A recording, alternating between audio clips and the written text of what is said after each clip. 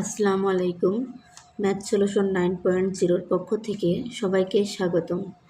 আমাদের আজকের টপিকসে থাকবে সূচক ও লগারিদম অনুশীলনী 4.1। আমরা সমাধান করব 17 থেকে 20 পর্যন্ত। গত পর্বে আমরা 17 এবং 18 নম্বর অঙ্কটি করেছি। আজকে আমরা 19 নম্বর অঙ্কের সমাধান করব। তো এখানে 3-র উপরে বর্গমূল আছে, এর পাওয়ার আছে x+1 সমান, এখানে 3-র উপর ঘনমূল আছে, এর পাওয়ার আছে 2x - 1। তো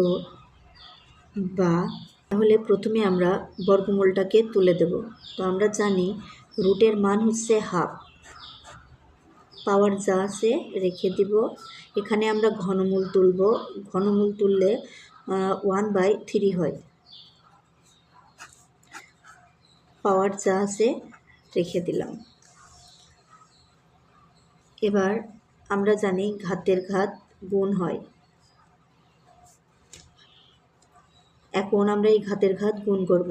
3-র পাওয়ার হাফ যদি x+1-এর সাথে গুণ করি তাহলে এটা উপরের লবের সঙ্গে গুণ হয়ে হবে x+1/2।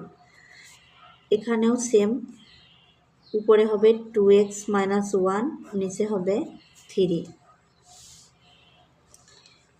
এখন উভয় পাশে যেহেতু একই ভিত্তি আছে তাই এর পাওয়ার সমান এর পাওয়ার হবে।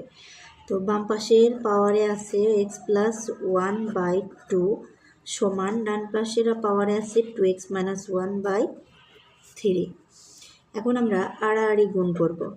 তো আড়াআড়ি গুণ করতে হয় এইভাবে।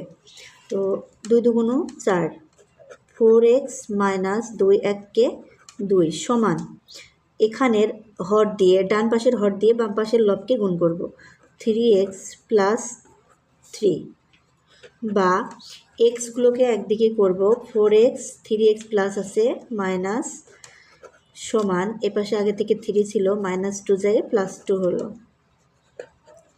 বা 4x থেকে 3x বাদ দিলে শুধু x হয়। 3 এবং 2-র যোগফল 5, x এর মান হবে 5।